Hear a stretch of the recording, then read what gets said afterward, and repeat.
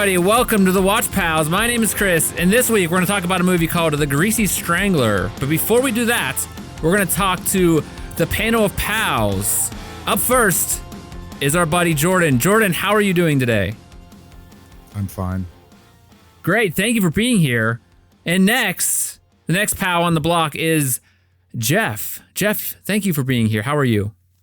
Hey, thanks for having me. I'm doing fantastic. Great. And how about Brian? He's up next, and thank you for being here, Brian.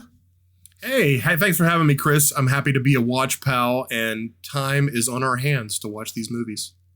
I can't wait. But before we get started with that, I have a question for you guys, because it's something, knowing the movie we're watching this week, or we watched this week for the show, I really had something in my head about something, a question about movies that has always bugged me because I never really took the time to look it up because, frankly, I don't really care. But it's something that's always been in my head. Okay, you know the movie Jaws? Yeah. Yes, I'm aware of it. What is the deeper meaning to that movie that people point to? Don't hunt stuff. Don't go in the water with sharks. Isn't there like some kind of weird meaning of like that, like a deep-seated thing, like a metaphor? Yeah, like people talk about like the high society type would be, oh, Jaws had this back and this blah, blah, blah. I don't think anyone says that about Jaws. Yeah, they do, because it's always like Captain Ahab, like that type of thing, the white whale. I thought Steven Spielberg was just making like a monster movie. Okay, so there's nothing weird about that? He made a killer truck movie before that, and then he made a killer shark movie and just took off. So it's just... So there isn't some hidden meaning or like man versus beast? Oh, maybe like a political thing going on because they had to close the beach for danger like of the people. Like, that's what I mean. Halfway through the movie. No, that's not what I mean. Oh, geez. I mean, I just looked it up. So okay. It says, regardless of the question of its literary origins, upon its release, Jaws was widely interpreted as an allegory about the Vietnam War or the Nixon Watergate scandal. That's what I was wondering. Oh, yeah, I'm seeing anti-capitalism allegory. I think a bunch of people are just adding a bunch of bullshit to Jaws that they don't need to. It was just a cool shark movie. I mean, that great characters. Okay, so that's not just me. I'm not the dumbass that don't understand movies and meanings. I mean, it's different. If you're talking about like clearly like X-Men, right? That has to do with prejudice and racism and shit.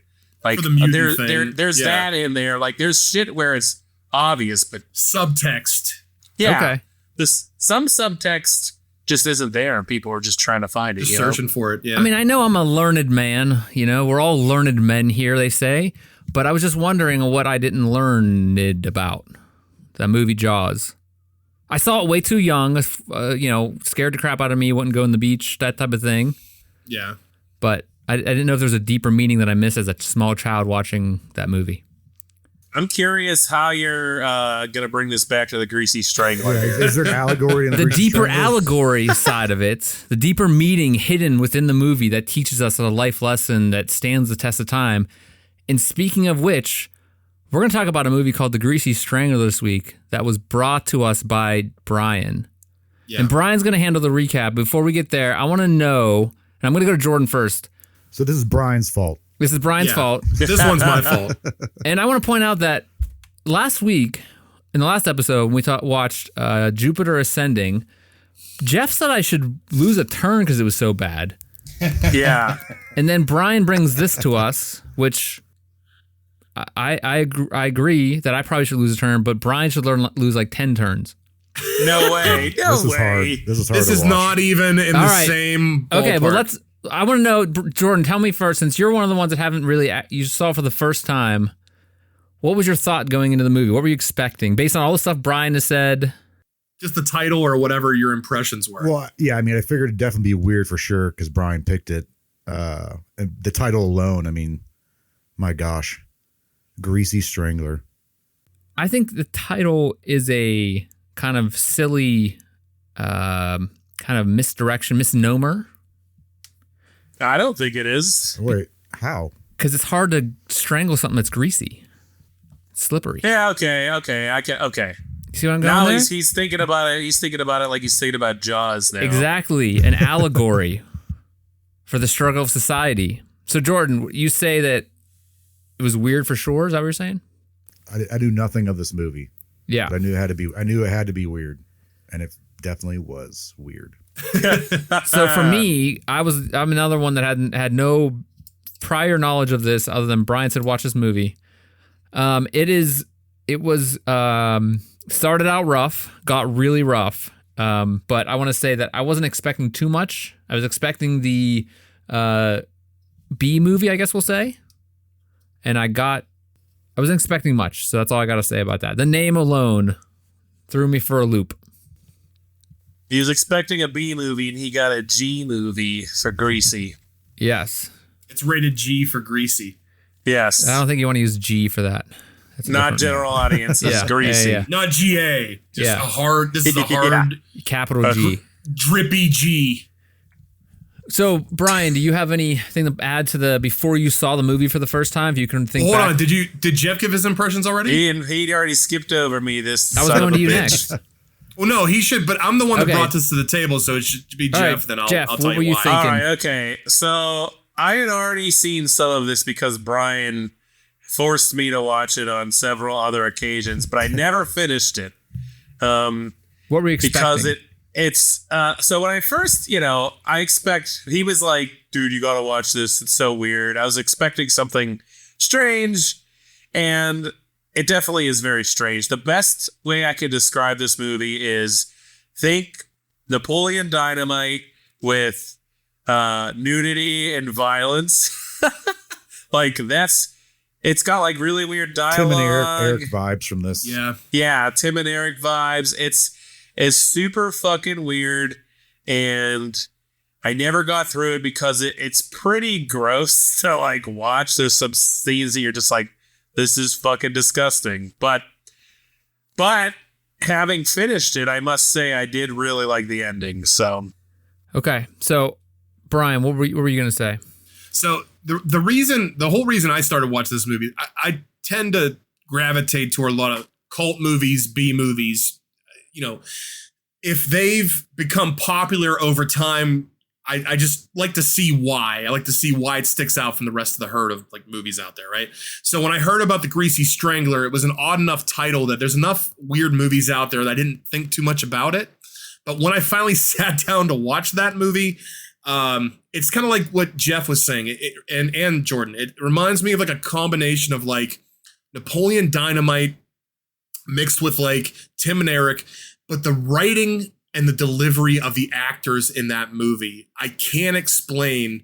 It's done so deadpan, and the choice of dialogue in that movie is so odd that it's almost surreal to the point of like I can understand some scenes, and we'll get into that. Like some scenes visually are rough because they're disgusting, but even some scenes that run on comedically can be rough at times. Like depending on the scene, especially like the potato chip scene. So what were you expecting at the beginning? What were you expecting before you saw it? Before I went into it, I just thought it was going to be a horror movie because Jeff and I have watched horror movies that have been bad that have also tried to been gross. This movie's trying to do something else.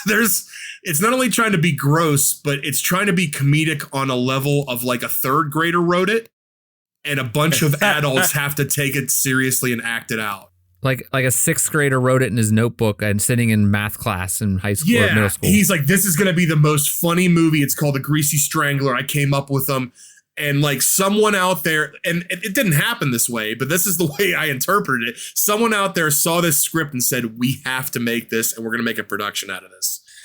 And it is so out there that even though there's a lot of weird scenes in it, I feel like it's so unique that it's hilarious, to me at least. It was like it's one of the funniest movies I've seen in a while because it's so odd. It's like a living like a living Ren and Stimpy cartoon that's like really gross. Okay. And it makes no sense. Well, it doesn't make sense in the end, but I could see that. Yeah. Okay, so I have tons of questions, but I'll save to the end so we go into that. But I want to say at the top of this, content warning, we are going to talk about this movie in its entirety. That includes discussions of violence, nudity, and swearing, and there's tons of stuff in this movie about sexual. Yeah. There could be even some sexual violence in there, depending on what we can talk about. Right, so content warning, please, proceed with caution. Brace yourself for this. Yeah, brace yourself for this, and I'm going to turn it over to Brian for a recap of the movie. Brian, it's your ship. Take us along. All right, guys. So this movie is about really two men, a man and his son. Really quick. Yes. Before the movie even started, Are you going to talk about the intro cards? there were like 30 fucking logos that popped up. And I was like, hold on. I didn't realize that. I was like, I got to start over and actually count them A because, bunch of different you production know, studios like we're behind this. Yeah. I was going to say nothing says quality like a million logos before your movie starts. So, but yeah, there was one that was like some dudes like friggin' like intestines splatter out to make the logo. Yeah, I was yeah, like, I'm pretty sure he shit out his intestines. also, most of them had sound, which was kind of weird too. So you just had like a minute and a half of logos popping up. Anyways, all right. I didn't want to miss that part because I was like, hold up. The fact that you, Leanne just poked her head and frowned because she heard me say shitting out intestines. So whenever I watch these movies, I take notes. And I had to stop taking notes because what I was writing down was so disturbing. I was like, I can't believe I'm actually writing this. It's like halfway through the movie, I'm like, I'm not taking notes anymore. I'll easily remember what I'm watching because it's so. And that's another thing about this film is that it's very memorable. Whether you like it or you hate it, you're not going to forget this movie once you watch it. Oh, and the one thing I wanted to say that Jeff mentioned the production companies. One of the production companies, I don't know which one, Elijah Wood is one of the producers of this film. So, That's why you watched it. yeah, well, yeah. No, he's involved in a lot of like indie movies and stuff, and he likes acting and that stuff too. So Yeah, B for bad movie. Yeah. Agree to disagree, Chris. All right, so we're starting the film with it's Big Ronnie is the main character, or Ronnie. I wonder why he's called Big Ronnie. We'll get to that. Jesus Christ. So Big Ronnie lives with his son, Big Braden, or Braden, if you will, and they live in what looks to be like a hoarder house.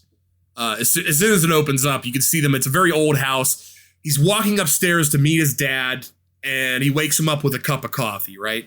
He's in his underwear too. His grown man. Yeah, is yeah, in his he's They're in his both in their underwear. underwear. Whitey tighties. You got to picture a house too that like someone has smoked in for generations. Right. Like that's the This vibe house it has gives been off. like shut in Yeah. type. Okay, so and also Ronnie and his son are well into their age. Like I really don't know how old Ronnie is, but I would guess 70s. Yeah, Braden's in his 40s to 50s. Yeah. So Ronnie has to be in his 60s to 70s. I'm assuming his 70s. Ronnie's an elderly looking gentleman. Okay, so as he wakes up, he hands him the coffee.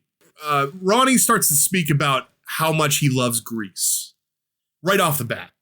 And this goes back to the dialogue portion of how simple the writing is and how odd the writing is, because he'll just start quoting things like, more people should try Grease. Why not try it? Put a little grease in your coffee. He says, what, milky coffee? Why not greasy coffee? Why not some greasy coffee? Why not? That's exactly how he sounds. So Braden, I forget how it transitions, but it ends up calling him a bullshit artist, which is another common term of the film. You'll hear that a lot. People, when they call each other out on their lying or whatever, and Ronnie is a big liar. He calls him a bullshit artist. So Ronnie drops the hint, and again, foreshadowing, like, The hint. that, tell you what, I am the Greasy Strangler. That's why he calls him a bullshit artist. And then he says, you know what?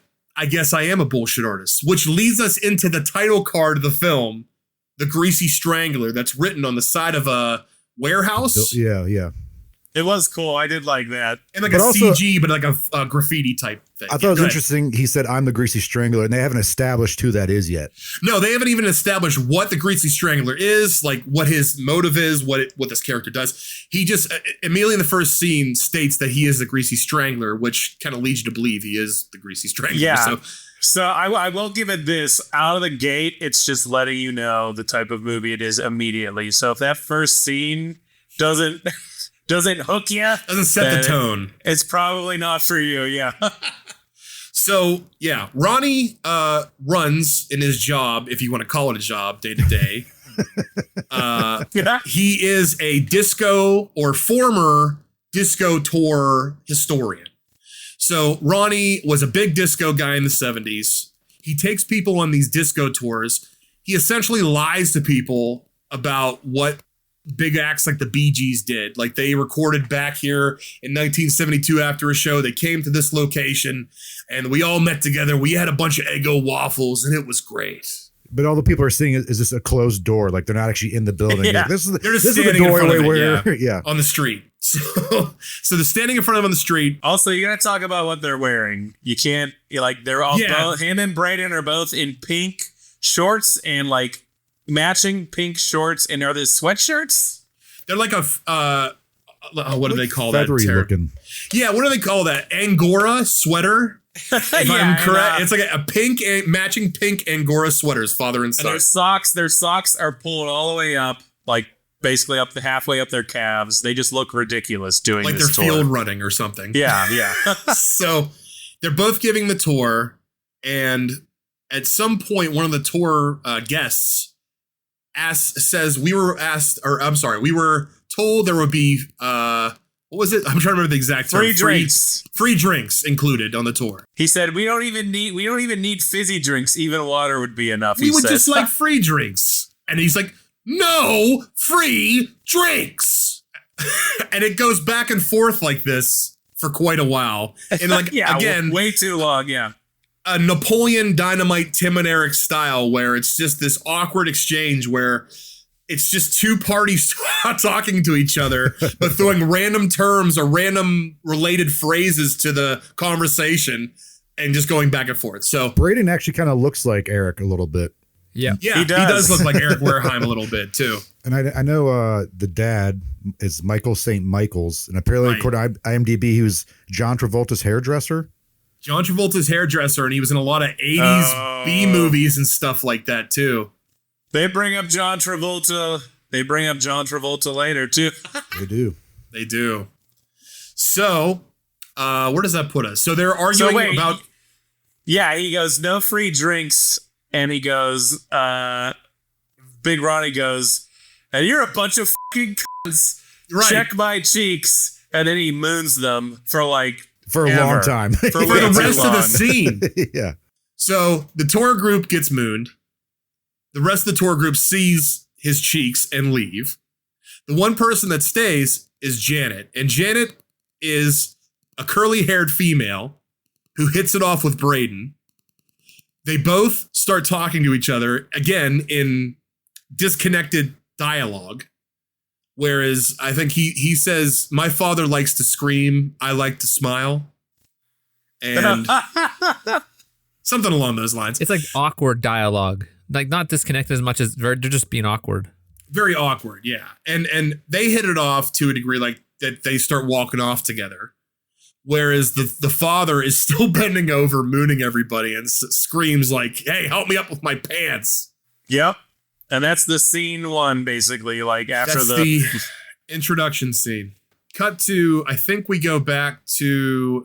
We're at their house and they're making those disgusting sausages in the pan. Right. So Brayden is making sausages for his father. In his underwear again. And he's frying something in his underwear. Yeah. That grease is going to splatter up there.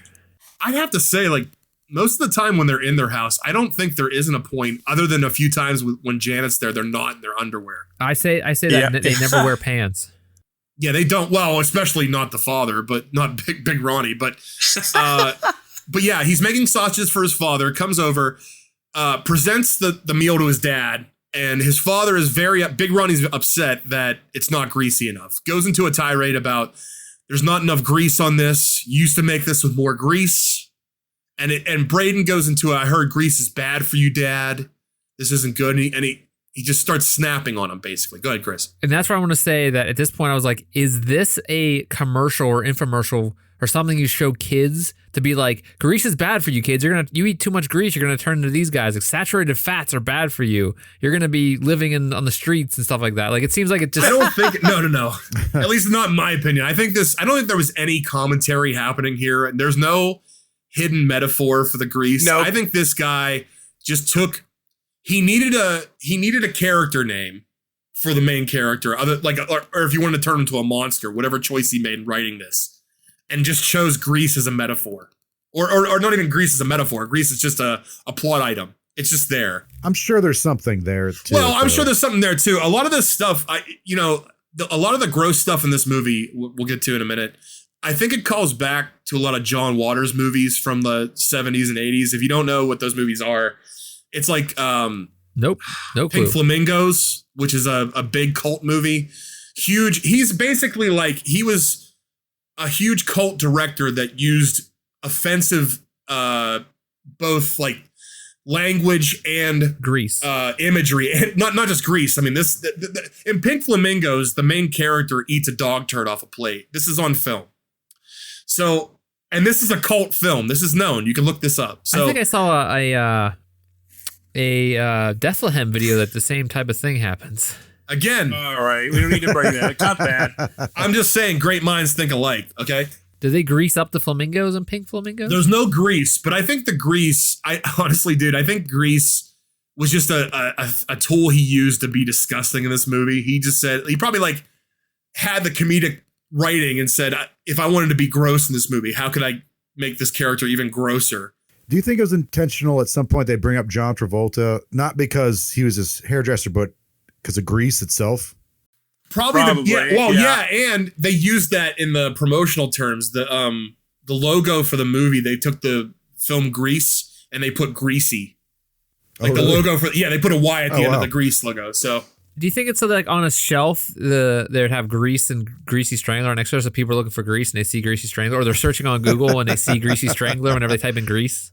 I mean, I think that if you good publicity, if you made the mistake of renting, I'm just saying, if you're getting to like digital at this point or whatever, like if you've made the mistake of watching the Greasy Strangler over Grease, that's your own fault at that point. On Netflix, it'd be like Greasy Strangler. You're like, ooh. But if you don't know what it is in the first 5 minutes, nobody's singing. It'll be Grease 2, Greasy Strangler. Yeah, the Grease 3, the Greasy Strangler. That's like what happened to the kids in Grease when they got all messed up on like drugs. I personally hate the movie Grease. I'm just gonna say it. I hate that movie. I'm not a huge musical person. There's a few musical movies I do enjoy. Believe it or not, like hate it. I like Rocky Horror and stuff like that. But La La Land's sweet. I like La La Land. Nope. No, it is. I like that kind of stuff. But Barf. Grease is terrible. wait. Who was in that? Barf. La La Land? Yeah. Gosling. Ryan Gosling, man. Oh, well, maybe I'm back on board. Never mind. I take that Stone. back. Oh, even better. Gonna The be two of down them? with the Gosling. Holy sugars. Holy sugars. Wait, what is that? What's the one with the other good-looking guy and girl?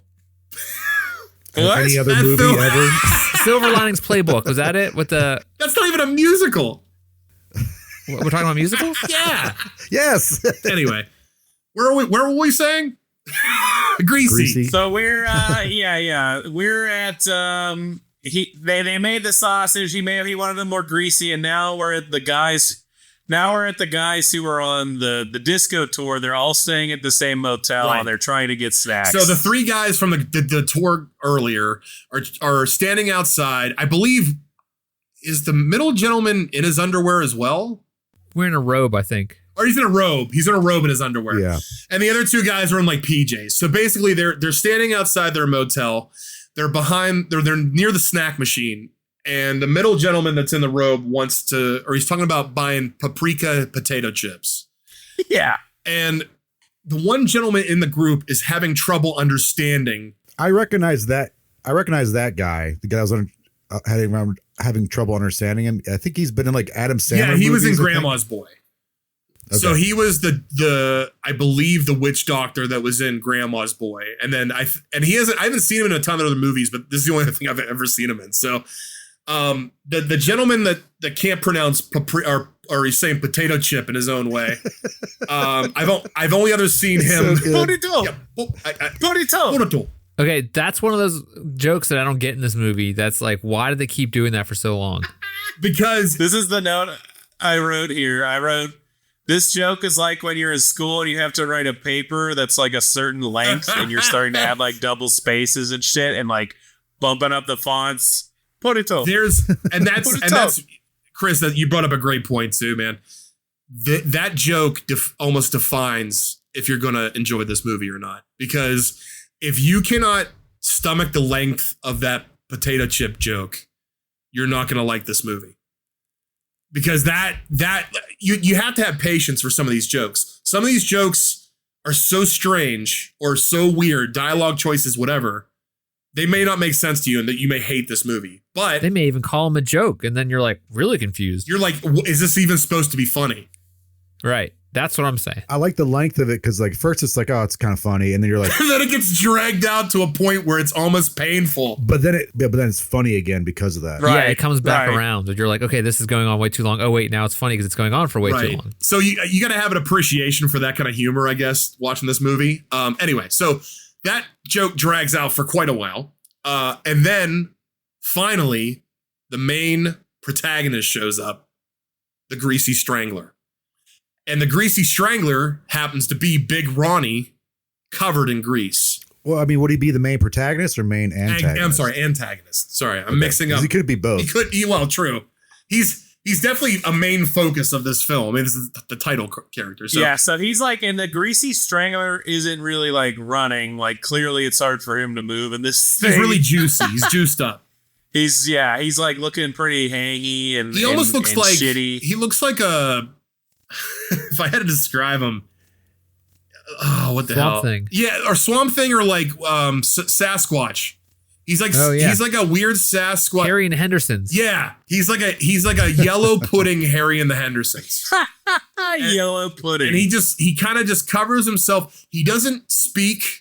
He creeps. He doesn't even creep up on people. He makes himself super aware that he's there. He just starts growling at them like a animal. In a weird, but it sounds really weird. Like I don't even know if I can kind of recreate it. It's like kind of like noise. So he's doing that through his teeth. The potato chip guy freaks out. Or I'm sorry. He freaks out that he's a he's a monster. I think the guy from Grandma's Boy calls him the Boogie Woogie. Yeah, I wrote that down. Boogie Woogie. It's the Boogie Woogie. So he goes up to him. Does he run up to him to defend the other guys, or just try to? Well, the Grandma's Boy actor runs away or tries to get up close to him, right? Yeah, the first guy, the guy with like the curly hair and glasses, he gets smashed into the vending machine. Right. So, okay, we didn't even mention the other guy. So the first guy gets shoved in head first into the vending machine and dies. Yeah. Then and the chip guy's like, if we could both take him at once, and he counts down, and then he just stays back. He's like, we'll take him together on the count of 3. 1, 2, and then the other Grandma's Boy guy runs toward him, immediately gets punched in the face. Cut to his face, which is cartoon smashed in, like it's cartoon smashed in. Yes, like it's Looney Tunes. Like his eyes and nose and mouth are completely sunken in. But he's not even strangling. It's the first murder of the movie. He doesn't even get strangled. He gets punched. But he does strangle the last victim, the potato chip guy. Yeah, but the first guy he murdered, he didn't punch. He punched. He punched, then he shoved him into the machine. Then the second guy, he punched his face in with the Looney Tunes face. Third guy, he finally starts choking out, and everybody that once he starts choking people in this movie, I don't know if you guys noticed. They talk. Yes, there's a dialogue. They have I don't know what they call that in like a play when a character's dying and their last like words, but whatever that thing is, each character that dies by the Greasy Strangler or gets choked out has this scene. Also, there's some weird pipe organ church music that plays every time they get choked out. Does it strike you as unusual? Yeah, my name is Sidney. So he's like, I had a prostitute in my room tonight and I could not maintain a stiffy. He's like, my balls and my scrotum went into my abdomen. It's like they're confessing almost. Yeah, that's a good point. Actually, I didn't even think of that because it's the church music. They have a confession about their life because we'll get into later the second or third victim, which is the pig nose guy. But they have a confession. He chokes them out. Then hard cut to the car wash, and this is how. And this is when I already know this is one of Jeff's favorite scenes because he laughed immediately when he first saw this. It's the best scene. It's the funniest part of the movie. Hard cut to the car wash. He puts coins into the slot, walks in his full grease, still dripping grease, and goes into those big car rollers, like those. What do you even call those, man? Like just brushes. Yeah, like the giant car brushes that run in the car wash when you run it through. Screaming. So he stands in the middle of those going, ah! Like just getting like crushed by them. But then that's how he cleans off the grease every night. That's how he gets his clean getaway. He goes to the car wash, puts in a few quarters, screams it out. So he goes, cleans himself off, right, guys? Goes to the back area where, is that Big Paul? Yeah. It's a blind gentleman called Big Paul. He runs the car wash. He and Big Ronnie, the Greasy Strangler, are old friends, I'm assuming from the 70s, because they used to disco dance together. And basically, at this point, Ronnie's walking out in full nude view. And he has the grease cleaned off of him at this point, and you can see his dick. It's a sight to behold. The oddity of it. Yeah, and we're not just saying that because, like, you know, it's like this, you know, it's just this guy's wiener hanging out or something like that. They have emphasized his member in such. Oh, is that not real? Well, well, it's this shape. Wait, yours doesn't look like that? It's shaped in such an odd way. That's not average. It's almost dagger-like. It's like a stalactite or stalagmite. A stalag, yeah. It looked like a ceremonial dagger. A ceremonial skin dagger this man has. Jesus, yeah. Yeah, like a pointed elephant nose. And he basically just walks around. And because Big Paul is blind, he doesn't know he's naked. So just having the conversation with them that, you know, just, hey, how you doing? We need to go disco dancing sometime. Whatever. There's some random dialogue that happens there. What? Yeah, he says, when he's talking about Braden, he's like, he still craps the bed. Yeah. Yeah. Yeah, he still craps the bed on me. But he also hands out, he gives the blind guy fake money. I assumed it's because he was blind, but there's a later scene where he does the same thing with fake money. I'm like, so are they just using fake money again in this movie? I think that was just I think about this a lot. I think about it a lot. I think about why did the filmmakers take the time to show that he's giving these characters fake drawn on money? Because it doesn't only happen once, but twice in this film. Yeah, it makes sense. But like, I'm going to deceive the blind guy, but then he does it again later on. And then maybe that's the joke. Maybe, and we'll get to that with the hot dog vendor. But he gives the blind. God, that's my favorite scene, probably. But he gives the blind gentleman at the car wash fake money, even though he's already paid for the car wash. By the way, he already put the change in. So, so why is he giving him money? So, okay, he leaves.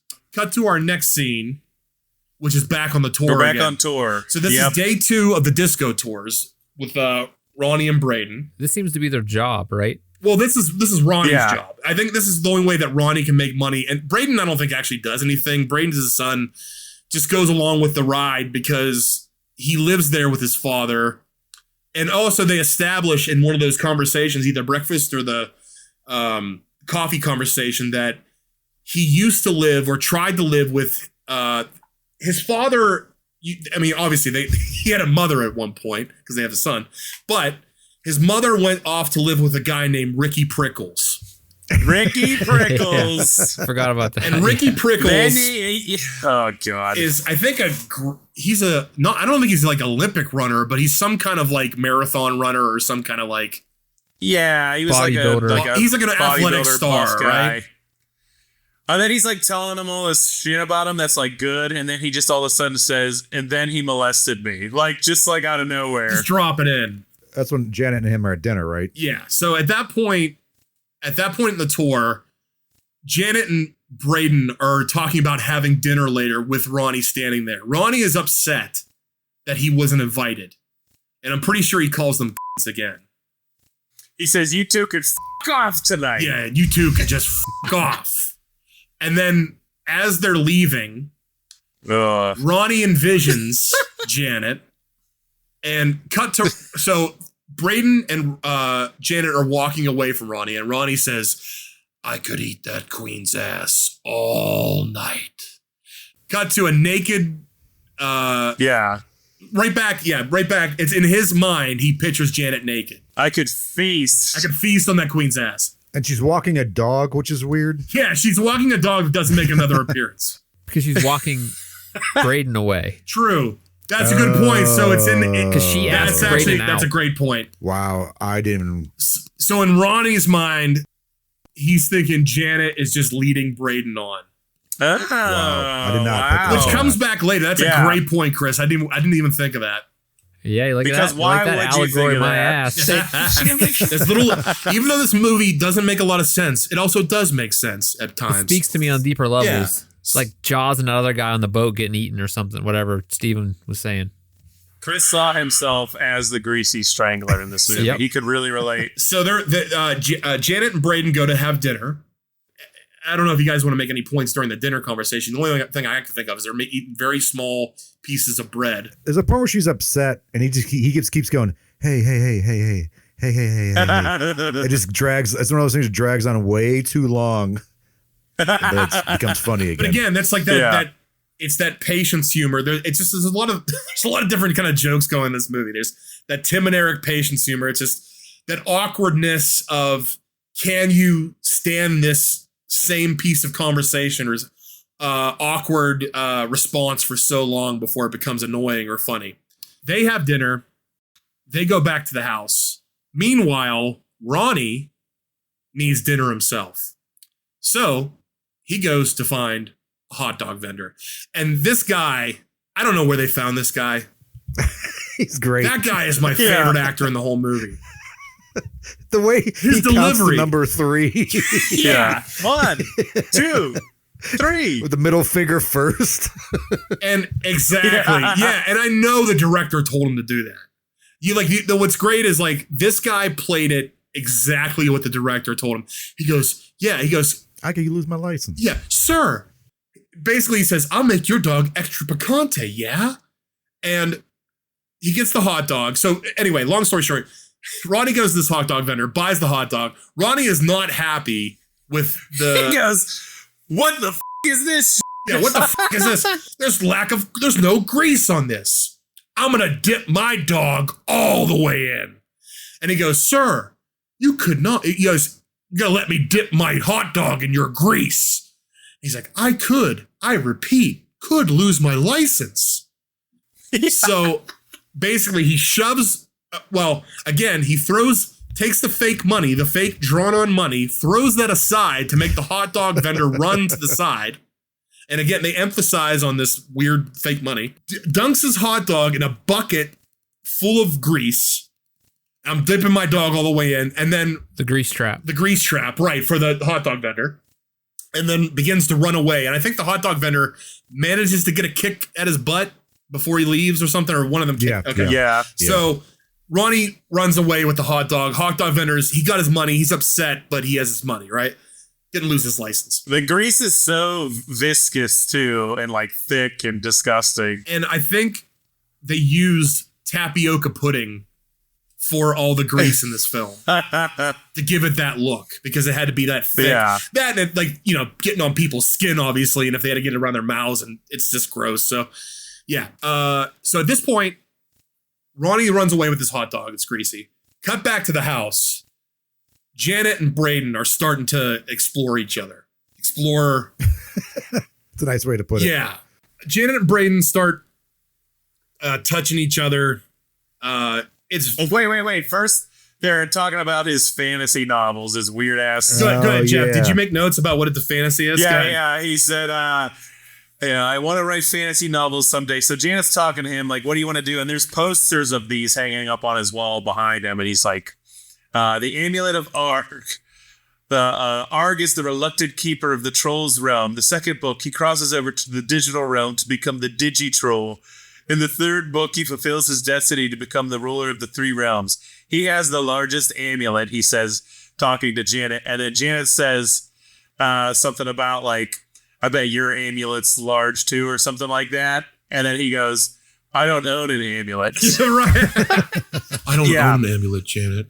Yeah. So And then, yeah. do you want to do this part? Or you could do this part. I mean, yeah. So they start.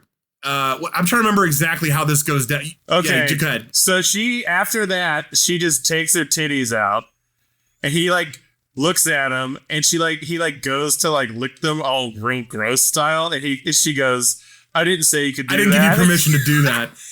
Yeah. Like so he's just like, oh, sorry. And then he goes, hey, where's my dad? And then it ends. Yeah. That's the scene. Hey, where's my dad? Cut to Ronnie back at a bench eating the hot dog like a fucking vulture, just like shoving it like an animal basically in his mouth. And I think immediately after that scene, they cut to the hot dog vendor going home to his trailer. This hot dog vendor lives in like a trailer by himself, and he must have ate hot dogs himself or something, because right before he goes in the trailer, he's holding his stomach and they're making stomach growling noises. He has to go to the bathroom, right? So the hot dog vendor goes to the bathroom in his trailer with the back window open. It has one of those large, it's like a very just large back window on the home trailer. Yeah, it's a pop out. So the Greasy Strangler, or at some point, they don't show this, but Ronnie greases himself up after eating the hot dog. He got his grease fix, I assume, and becomes the Greasy Strangler and goes to the hot dog vendor's home. Goes to the back window, and as the hot dog vendor is very audibly shitting loud and making noises, starts to choke him out. Now, I don't think in this scene the hot dog vendor does a confessional because he's pooping. No, yeah. So his eyes pop out of his head. Right. So the Greasy Strangler chokes him out to the point of where the eyes pop out in his head and kills him. Then goes into his home and takes his portable stove and makes like a pan-fried eyeball meal out of the guy's eyeballs. Because they plop into like some breadcrumbs. Yeah. As they pop out of his head, they magically plop into some breadcrumbs this guy had in his trailer. To which the Greasy Strangler cooks them and has a meal just sitting in his trailer quietly and chews on his eyeballs. And that's the end of that scene. Yep. Okay, so cut to the next day. Ronnie and Braden are they're waiting on a street corner for their friend Oinker. Oinker is a man that wears what looks to be a paper mache pig nose. I think like a sweater, and just what shoes did he have on? He had really weird shoes, or something about his shoes were odd. Shoes he rented. No, that's right. He rented his shoes. So Oinker meets up with Braden and Ronnie on the corner, and it's clear that he's Braden's friend, but Ronnie tolerates him as well. Oinker says to Ronnie something to piss him off, that Braden says it's been smelling like fart fumes around the house because of you, or something like that. There's a theater that they go to sometimes that has horror movies. It's called the Horror House. And if Ronnie doesn't get invited, because Braden and Oinker were going to go that night to see some movies, and if Ronnie didn't get invited along, he would have told Janet that he didn't stick his finger up any woman's pussy before. To which Braden replies, an actual line. Yeah, that's in the film. So that Braden agrees to let him go to the film with him. I honestly thought with Oinker, like, are they actually trying to make him like a man pig? Like, and they just don't have good, like. No, they reveal later why he's wearing that. Well, I know, but I honestly thought that like they're definitely possibly were like, guy is a man pig person, and they're not going to address it. They didn't have like the wardrobe to give him a good actual nose. That's why I honestly thought the way the movie was going. You find out later he's not an actual pig, but like I was like, are they trying to make him a man pig? I had a little note that was, maybe some people might care about, but I happened to notice blurred out in the background of the movie theater was an arcade cabinet for Marvel vs. Capcom 2, and I thought that was pretty cool. I never noticed that before.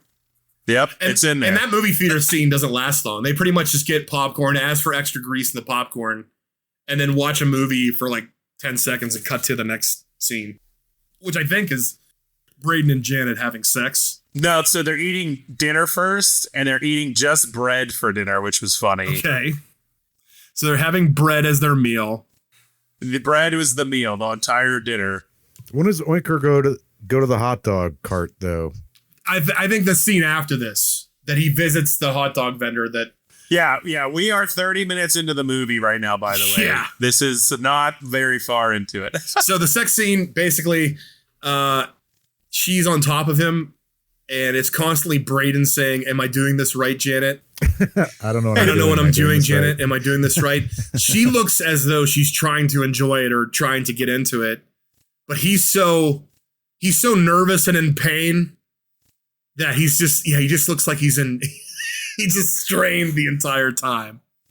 I was gonna say, and then once that scene's over, we cut to the morning, and this is where we get a glimpse of Janet's bush for the first time, just like sticking out of her fucking underwear, like insane. It's pretty. It's pretty. She thick. goes over to Ronnie, who's eating a grapefruit. Ugh. Yeah. The worst scene, I would say. Yeah, because he's eating the grapefruit. It's super fucking juicy. And then he pours grease on it, right. and he basically he's like massaging it with both hands. You just saw this horrible sex scene, and you're like, gross. And then somehow this man with a grapefruit is more disgusting. And I was just like, wow, that's special. Now, at that point, he tries to seduce her with the grapefruit. And then he takes her out to the discotheque, out on the date night.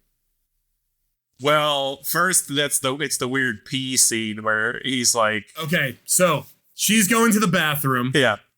And she's going to the bathroom. And she's going to the bathroom and sitting down. And Ronnie comes in completely naked, just letting his stuff hang. He's brushing his teeth and letting his stuff dangle in front of her.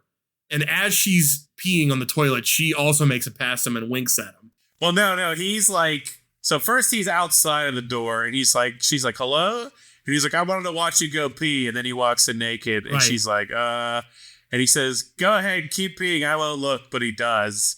And then she says, I thought you were going to look.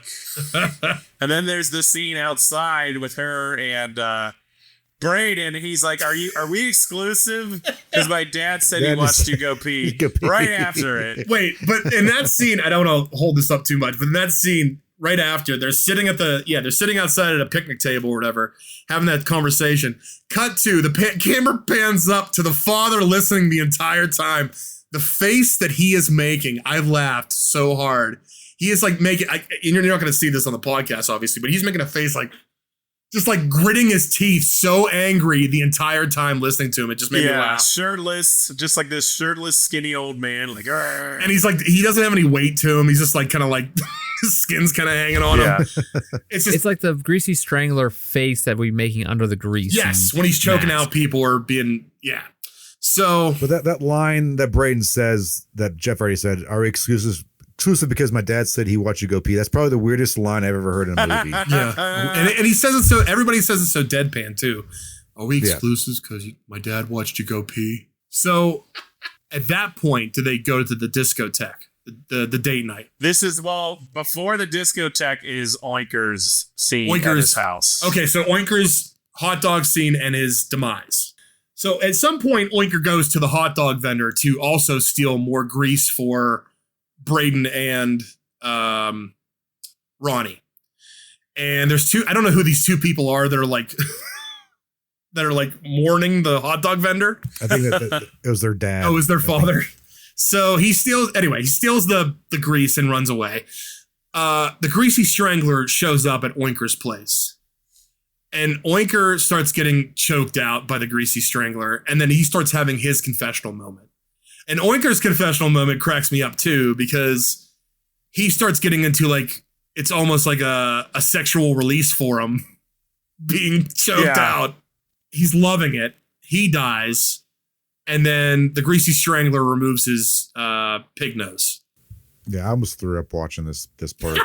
Yeah, this was a rough one, but it was a good twist. I wrote in my notes, what a twist. What does it look like, guys? Go ahead. Why? Tell him why. Because he doesn't have a nose. There's no nose underneath Oinker's. Yeah, he's not an actual pig man. Right. So he's hiding his nose away because he put a fake pig nose because he had to cover up the fact that he got his nose ripped off or something, or and they never explained why. Yeah. And what does the Greasy Strangler do with that nose? God, Brian. Oh God! I'm trying to remember exactly what he did. He dips his finger into the fucking nose hole socket thing, and then takes his a lick. Yeah, he lit. Yeah. So yeah, And he just goes, meh. oh, that's right. So yeah, that's exactly right. So he samples Oinker's nose hole juice, and is unimpressed and leaves. Yeah. Cut to the next scene. Ronnie takes out Janet to the discotheque. And he defends it, though he tells Braden that he's doing this because he wants to find out if she's a good girl or something. He wants to see, he wants to see if she's not however he describes her, like the piece of shit that he thinks she is, or whatever. He's prepping himself with his disco outfit in the mirror, which is a full-on jumpsuit that is see-through, and you could just the crotch is see-through. Yeah, you can fully see his member in the crotch. Yeah. And it's like smashed though, because it's like It's he's still wearing mashed something in the outfit. Yeah. He keeps saying like, "Are you gonna be a smoothie, Dad?" They go to the discotheque. The song that's playing is like a lot of the soundtrack, where the vocalist used a chipmunk filter on the vocals in every song. I have no idea what they're saying in the soundtrack, but there is something that they're singing about in the soundtracks, and it could be related to the plot. I'm sorry, I wrote this line down when he's talking about the drinks at this place. He said, $15 for a luxuriously creamy ass daiquiri, motherfuckers, is what he says. That's a line that this guy says in the movie. And he, and if you wrote this down, we can get to this later, but there's also, like, when they're dancing at the club, it looks like the Charlie Brown dance.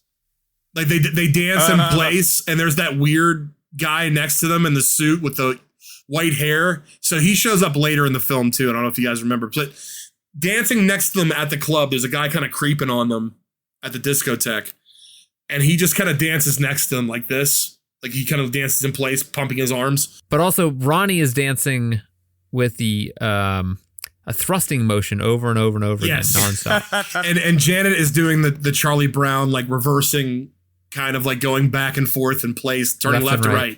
Yeah. So they're all doing Charlie Brown in place dances. And then, is this where they have the conversation on the bench where Ronnie attempts to kiss Janet? I believe they have the Michael Jackson conversation. Yes. And this is how Ronnie and Michael Jackson hung out years ago, and went to a club,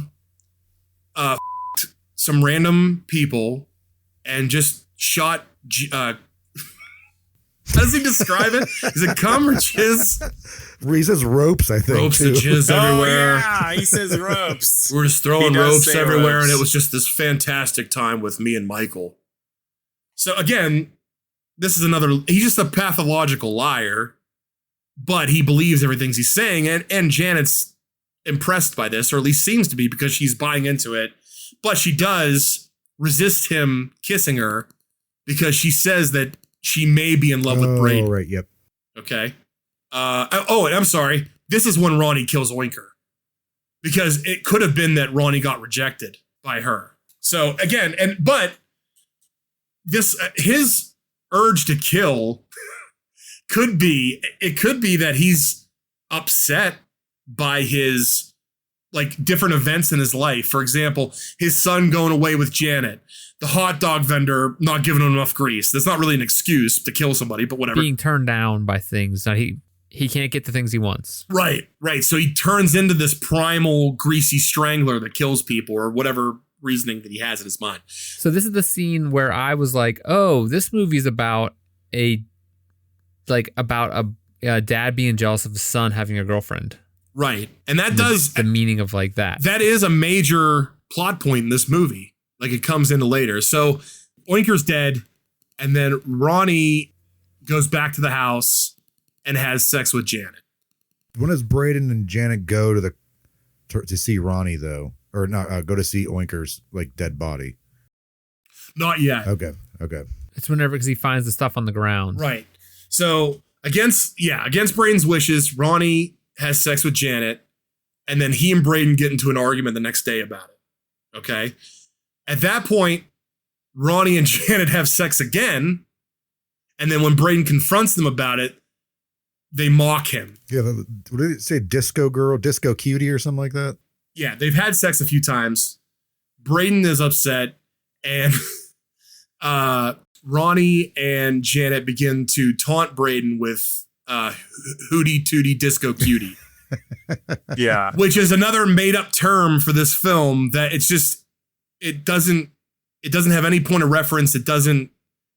There's no explanation. It's just ridiculous, a ridiculous phrase that they made up on the spot, and they just start chanting it over and over again, and it really upsets they just got out of bed, Right. and he comes in the bedroom and sees it. And they're completely, and Janet's naked.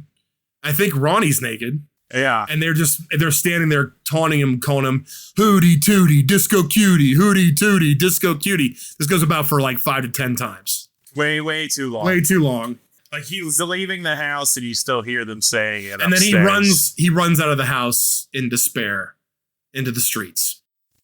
The next morning, I think this is where Braden discovers the Oinker's body and starts to have that phone sex call.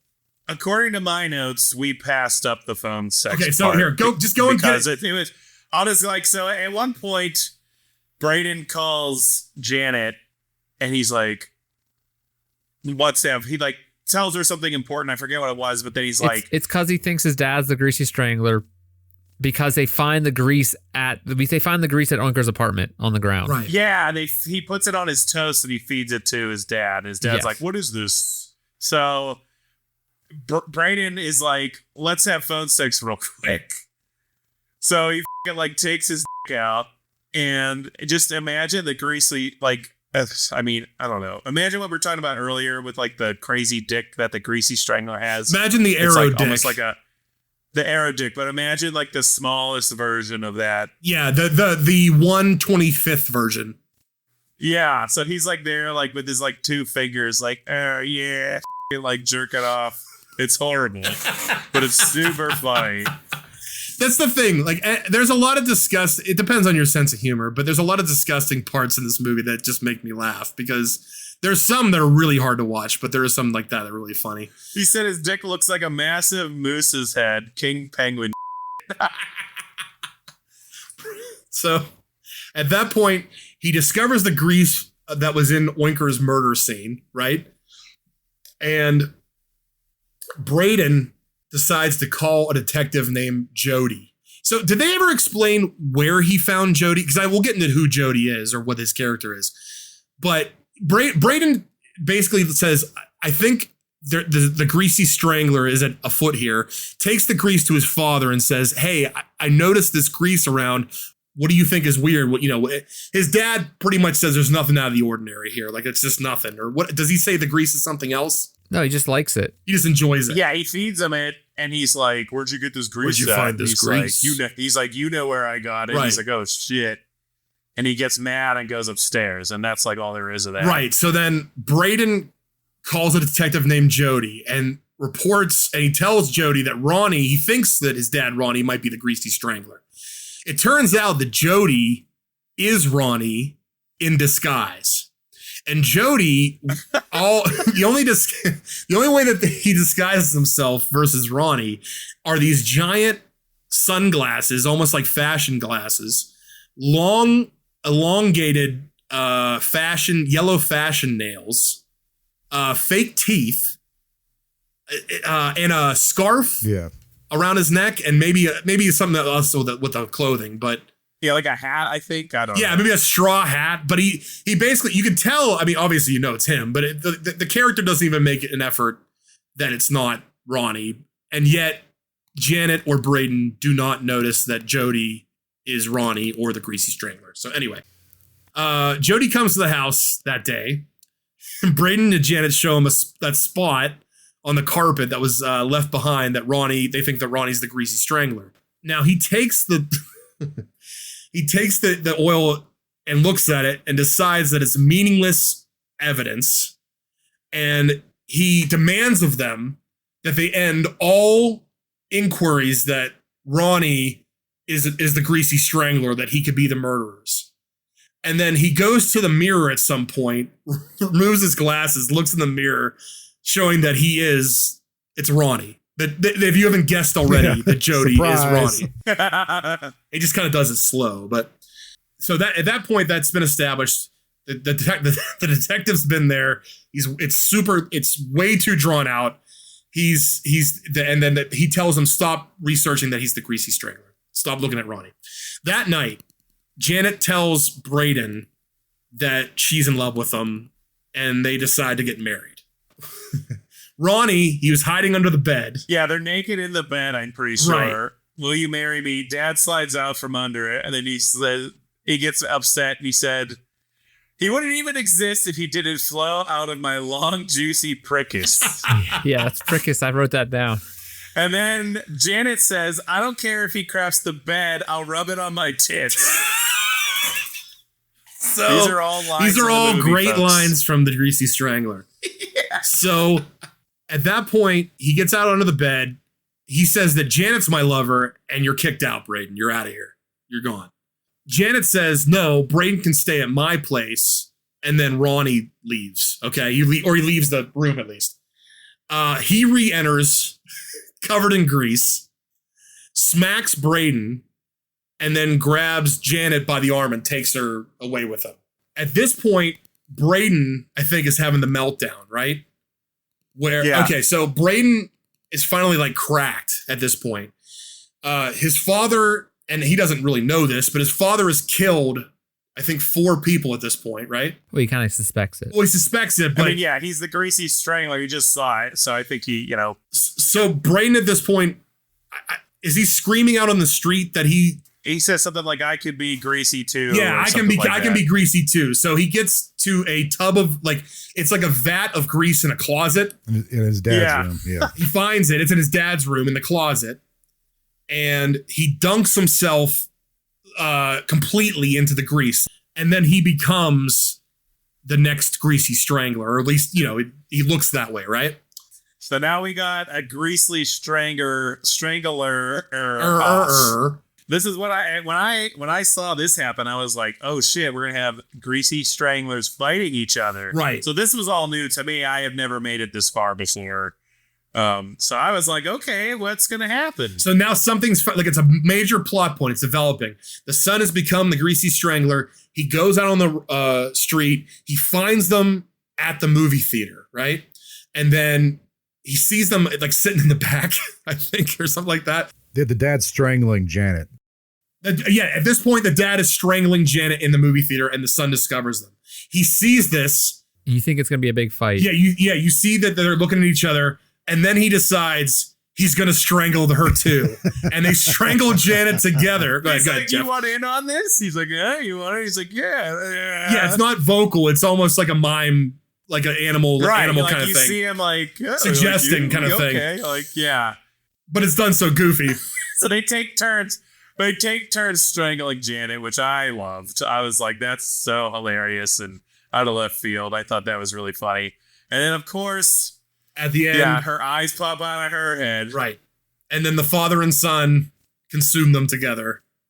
Yep. And then they eat her eyes. So Janet's dead. They killed her together. Now, you may think that's the end of the movie. At this point, I'm wondering, is the grease magic or corrupting? What makes them turn evil? You know what? Yeah, I'm not sure. And especially after the ending, I'm like, what the hell?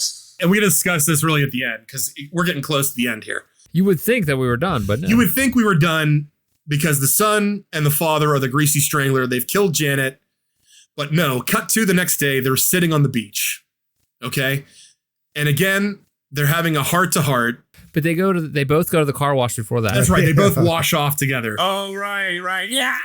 Together. Scream together. Yeah. And then they're on the beach. And I wrote down this line, which I think we all probably wrote down. Ronnie's talking to Braden. He says, when you were small, we stayed on John Travolta's yacht. John said you were a good kid and had good energy. What? And again, I just think that's the director saying, hey, we got this guy for the lead role. Let's just talk about John Travolta for a while in the end scene. But so they make up, and Ronnie pretty much tells Braden that in the end, he cares for him, even though he's really annoyed with him.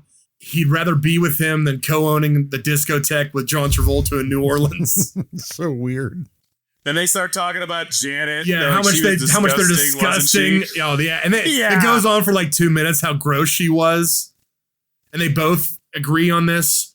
And then they decide, again, to cover themselves in grease and head off to a remote forest. And this is the only scene in the movie that I really got confused on the first time I saw it. Wait. But they decided to kill Ricky Prickles. That's right. I'm sorry. That's why they go to the forest, because in agreement, they decide to kill their nemesis, Ricky Prickles, both of them, because it's the man that took his wife away and took his mother away. And molested him, apparently. And apparently molested him. Yeah. So cut to the forest. They're covered in grease. They are chasing Ricky Prickles, who, this is his only appearance in the film. Yep. They kill Ricky Prickles. How do they? I know they choke him out. He's like, you'll never catch me. I'm Ricky Prickles. I'm like this champion. Yeah. And then he like trips and then they choke him on the ground and kill him. Yeah. And then the strangest, and it may, when watching it again, it actually, I have a commentary on this scene, but cut to, so after they kill Ricky Prickles, he's on the ground. They find themselves in human form, not the greasy form. They see themselves in human form tied to stakes with rope in front of a firing squad. They are both executed firing squad style, and it shows this full, I mean, you can tell it's CG bullets, but they really go to town on them. They fully unload on them. But no, not only do they kill them, I still don't understand this part. Their heads explode like champagne bottles. Well, grease is coming out of their With head. like confetti. Is that grease? Or I thought it, yeah, it's grease. I think it's supposed to be symbolism of them giving away their human parts. that's and what I embracing interpreted. the So greasy. they finally embrace their primal side. They're finally embracing who they truly are, instead of like going through life lying to themselves, being the people they were. So they become the primal greasy stranglers and live in the woods. And the final scene is them with, I think, wooden spears. like poking at the camera, looking at you, the viewer, in their final primal form. They finally devolved into their greasy form. They are no longer human. And that is the end of the Greasy Strangler. We did it. Thank you guys for filling a lot of those lines for me, because I know there's a lot of those scenes that pop up randomly that I get so confused that, yeah. It was a real roller coaster there going through this piece of cinema. piece of something. So, piece of I'll something. say. Thank you, Jordan. That was a yes.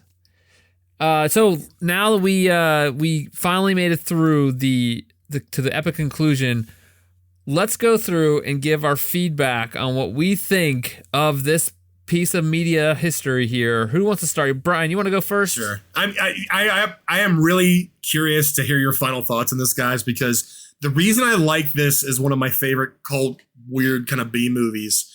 Again, it has the kind of humor of Napoleon Dynamite, which I love. It has that awkward silence, Tim and Eric humor to it, but this movie, I've never seen another movie like this. And really, anybody, if you're listening to this and you want to take the chance in this movie, listen, if you hate it, I completely understand that. This movie is not for everybody. This is not the movie. In fact, this movie is probably for a very select crowd, but it is so unique and so funny in its humor and strangeness that I've never been able to forget it since I've watched it, and it still makes me laugh to this day watching it. So that's why I enjoy it, as weird as it is. So you give it an approval then, right? Oh yeah, A thumbs definitely. up. I give this a thumbs up because there's a lot stranger films out there that are going for this type of humor that cannot land it. While a lot of people out there may not think that this movie lands it, I think it does. So Okay. Jeff, what about you? What did you think of The Greasy Strangler? Oh boy. So, as I stated at the start of this, it took me, I think, 3 times to get through it completely. And that's mostly because Brian, we would just watch it. He would turn it on. And then, like, I would be with him. And then I'd be like, all right, I'm leaving. And wouldn't finish it. It's hard for me because on one hand, there's some really funny shit in this movie. On the other hand, I don't think I'm ever going to want to watch it again. So, like, it's hard because I do think I could give it a thumbs up, like, maybe watch it once. I think it's worth watching at least once. But, like, thumbs down because it's just, like, so gross and so awkward. And like, I can't imagine me just being like, hey, I just want to turn this on in my spare time and watch it. So it was done. It's an interesting movie. Thumbs in the middle. I don't really know. I'm giving it a middle thumb. Middle thumb. I don't know if There is no middle thumb. It's either up or down. You gotta do it. You gotta down it if you don't like it, man. I'll come back. We'll come back to you. Think Okay. about it. You can down it. Jordan, we're gonna go on to you. Jordan, what did you think of the Greasy Strangler? Oh man. I was angry at times. I was disgusted at times. I laughed at times. It was all over the place. And the reason why I think it reminds me of Tim and Eric is they did a show called Bedtime Stories. And one of those episodes was called Toes. And it was disgusting. That reminded me so much of this very visual, gross stuff. But like I said, I was taking notes and I had to stop taking notes because I found myself writing down what was happening. I'm like, I can't believe I'm writing this right now because it's so disgusting or just so what was going on. I was like, I have to stop. It took me a long time to like, because I would stop, go outside and like think about what I watched, process what I watched. It kind of reminds me of like abstract Stare into art. the Like, moon. what am I looking at? Yeah, it just makes me mad. Like, this isn't art. It's stupid. But then I'm like, but I think about it. And I'm like, is that what they wanted? They want me to just sit there and dwell on this, like this nonsense. So I think I liked it overall. I don't know. I give it a thumbs up, I guess. Yeah, It's like It's like an I don't know kind of movie. oh boy. it's just so bizarre and just like times, like I said, there's times like, what am I watching? And the times like, oh, this is great. I don't know. I'll give it a pal thumb up. All right. Well, I think this movie was way too long. The humor was funny. What is the runtime on it? 133, I think, or Yeah, it's like credits an or hour and a whatever. half. Yeah. I think it overall it was fine. I'll never watch it again. I thought it was funny some parts. Like, I think sometimes that humor gets a little old. Generally, I think it was definitely achieving the B movie vibe that it was trying to go for in general. I kept on thinking about Napoleon Dynamite, which I've never actually seen, but I hear like so much of the popular culture of that movie when that was going on, that when that came out, kind of fed into like my brain and like kind of makes me like, oh, this is probably what that movie was like in some ways, except less gross maybe. But they really earned that hard, R rating, the adult rating or whatever the actual rating was. I wasn't even sure. It's R, I think. Yeah. Well, I assume. I mean, it has to be. Yeah, well, if it's not unrated. that's true. I liked the way that they just went for the visuals and just like, obviously they didn't have much of a budget, so they were just going for whatever they could for like the murder scenes. I liked that style of it. And overall, I thought it was just way too long. I did not connect with any of the characters. Couldn't care less what was happening with them. But I thought I was rooting for Janet and Brayden though. However, what really brought it together for me, what fixed it all at the very end, I was really just like sitting there like, oh my God, I can't believe this is still going. Oh my God, I can't believe this movie's still going on. Oh my God, I can't believe we're doing that. I don't care. Get your old wrinkly balls off the screen. Okay, I get it. You're old. Get it. It was a story about a father and son just, reconnecting. And that was really the backstory that I connected with, of like, oh, this actually had a point to it. It wasn't just completely just mindless, stupid crap for the sake of it. However, I did not enjoy it. In any case, let's go around. And I know, Brian, you said you gave it a thumbs up. Thumbs up. Yes. Jeff, back to you. Coming back to me. You know what? After hearing all the stuff, I'll agree with you, Chris. I do think it was too long. But I've seen plenty of movies that were way worse, that didn't have as many like parts where I'll just never forget. I don't know if that's good or bad. So I think it's like a grindhouse Napoleon Dynamite, and I guess I'll give it a thumbs up, but it's a very cautious thumbs up. Very cautious. And it's a thumbs up that I'm never going to watch it again if I don't have to thumbs up. But I think, same. they did a good job with the movie. It's just the movie itself is like, what the f? All right, Jordan, what do you got to say? What do you give it? Thumbs up. Yeah, like Jeff said, I don't think I'll ever watch it again. But like I said, there's things that are sticking with me, good and bad. So I think it served its purpose. I think it's set out what the directors intended to do. They did. Make complete garbage. Okay, so ooh, that closes the book on the Greasy Strangler. Wait, thankfully, did you say thumbs down? You didn't officially He say thumbs it. down it. He thumbs down. yeah. So the PAL rating for this, the Greasy Strangler, is a 3 out of 4, which is not too bad. That's pretty good. That's a cautionary 3 out of 4. That's like a shaky 3 out of 4. It's still a 3 out of 4 on the books. Chris, you got to count to 3 like the hot dog vendor did. yeah, 1, Middle finger first. 2, 3. I will say that a 3 out of 4 isn't bad for this. Jupiter Ascending got a 0 out of 4. I was just gonna say this was way better than Jupiter Ascending. Yeah. What? At the end of the day, dude, do you not think it was better than Jupiter Ascending? I don't know. I mean, he gave it a thumbs up. It'd give Jupiter Ascending a thumbs down, but I don't know. I just know the next movie we're all going to give 4 thumbs up. Next one. Well, that's a good segue, Jordan. What's the next movie we're watching for the next episode? We're going to be watching it's considered one of the worst movies of all time, Tiptoes. Oh, wow. Is it really? Yeah. I had never even heard of it until you made us have to look at it. And now it's your favorite movie Yes, ever. and I heard with the word on the street is that the movie was supposed to be 2.5 hours long, and it got cut down. Yeah. Oh, okay. So Jordan, next week, the next episode, Jordan is in control, flying the ship, talking about Tiptoes. In any case, we will see you next time. Thank you for being here with us tonight. If you would like to follow us on a social media platform of your choice, we have them all at watchpals.show, where you can find links to them, or you can look down the show notes. You can also give us a follow on all podcast platforms. We're everywhere, and on YouTube as well. And we will be posting lots of other stuff, video-wise and audio-wise, so please stay tuned for that. Smash the fucking like button for Watch Pals. That's it. That's it. Smash it. Jordan and I do another show called Mysterious Pals. If you would like to check us out there at mysteriouspals.com. You can find all our links to everything there. In any case, next week we will be back watching Tiptoes.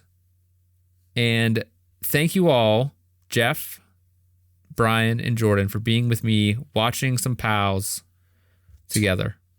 Yeah, we did it. Thank you for being a pal. Stay greasy. Set your watch, right, Brian? Set your watch. Set your watch and then step on it for next So you week. watch your smoothies? Good night, everybody. Thank you again. Bye-bye.